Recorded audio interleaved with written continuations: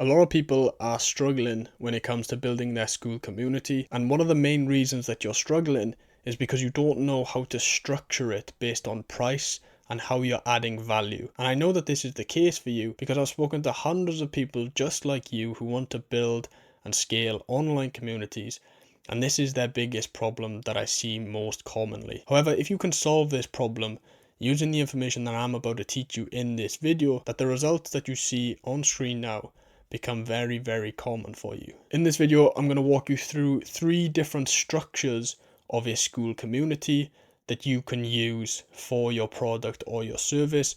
And depending on your product or your service, each one is going to have its pros and its cons. But I think that it's a very good idea that you listen to all 3 of them and then do some work on your own and write down what your product and your service is, and then you can decide for yourself which one of these best suits you. But it's good to know them all. It's good to have them all in your mind in case maybe you want to change in the future or you want to test them out for certain periods of time. Whatever the reason is, I'm sure that you're going to get value by knowing all of these different school community structures. So the first community structure, which I quite like, I think it's my favorite and it's the one that I'm currently using, is the $1 community. So what this means is that you're going to be selling your school community for $1 per month. Now, you're going to have a couple of questions come to your head straight away. You're going to be thinking, why is it so cheap, number one? And number two, how am I supposed to make enough money from that community to achieve my goals, to quit my 9 to 5, to scale my business, to take my girlfriend on holiday, whatever your goal is? And let me answer these for you right now. So, number one, why is it so cheap? Well, what we're doing here is we're getting people into the community. We want as much volume into our community as possible. Now, you might be thinking, okay, in that case, why not make it free? But the reason that we set it to $1 is because this pretty much qualifies our leads for us. So if we have a free community, any old person can join and then, they don't interact or they leave negative comments or they ruin the community in some sort of way for you. We don't want to be fizzing through people in the community every single day and checking out, okay, what's this person done? Does this person contribute? Is this person negative? It'll take too much time for you to qualify all these leads or all these members while they're actually in the community. So what we do is we set the community to $1 per month, and I found that even at $1 per month, this qualifies the leads. It gets people who are actually serious about solving their problem into the community. Because even haters, even people that just want to leave negative comments or people who aren't going to use the value that you provide in your community, they are still too lazy and they can't really be bothered to put their card details in and pay $1 a month, etc., etc.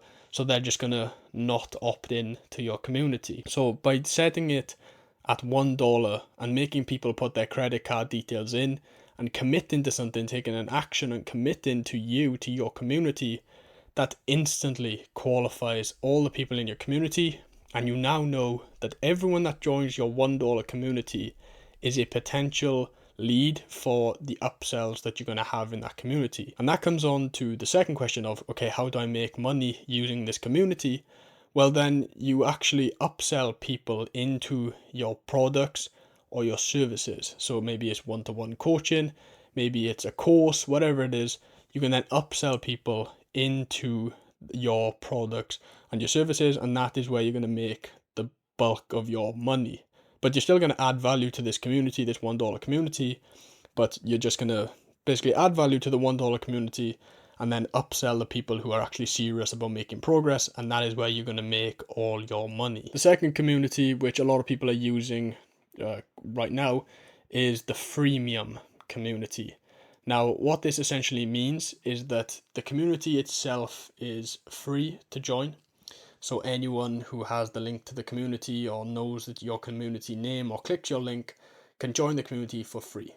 Easy. Like I said, with the $1 one, these leads aren't going to be as qualified, but you're getting people in your community and you're spreading the word and you're starting the feedback loop. Then what you're going to do with this freemium community is upsell people into a paid community, and that's where you're going to make the bulk of your money with this free community.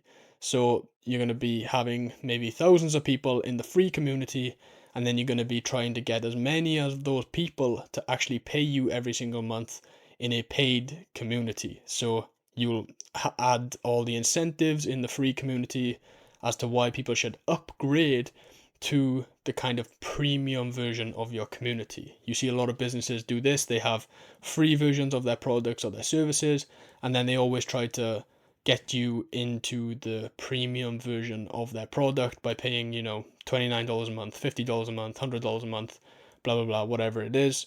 And that works really well because people get a taste of your community. They get a taste of what value you can provide for them. And then if they decide they want more or they need more, then they can opt in to pay you every single month. So freemium community, free community, upsell into a paid community. I like this structure a lot, as well as the $1 community. It's quite similar, but at the same time it has its differences. And the third type of community that you can implement is the stacked pricing community. So what this means is that for every new member that joins your community, the price goes up. And obviously you can fiddle around with these prices. So for example, one example might be the first 10 people in the community, completely free. Then the next 5 people have to pay $5 a month. The next 5 after that have to pay $10 a month. The next 5 after that, $15 a month, and so on and so forth. Or you can have something like first person pays $1, second person pays $2, third person pays $3 a month, etc., etc., etc., carrying on until as many members you get in the community. And what this does is that it creates urgency and it creates scarcity as well. Because if people know that they can come back to your community anytime and the price isn't going to change and it doesn't matter how long they take to make the decision, then that's what they're going to do. They're going to use all the time available to make the decision. However, when you start to create this urgency, then you can actually get people to buy your things faster and make the decision quicker. Because people think, oh God, I better get in now at $20 a month, otherwise if I come back in a couple of months, it might be $50 a month and I'll miss the opportunity. This is how people think. And they'll think with this scarcity mindset once you have this stacked tier pricing of your community. However, it's not just a marketing and psychological kind of trick here. It actually makes sense, and here's why. Communities have a positive feedback loop. They have a positive network effect. Now, what this means in short is that for every new member to the community itself gets better. So think about things like Instagram, Facebook, Google, Amazon. For every new user on these websites, on these platforms, on these softwares, the user experience for everyone else increases because there's more people to talk to, there's more people selling products, there's more people buying your products, there's better search options if we're talking about Google.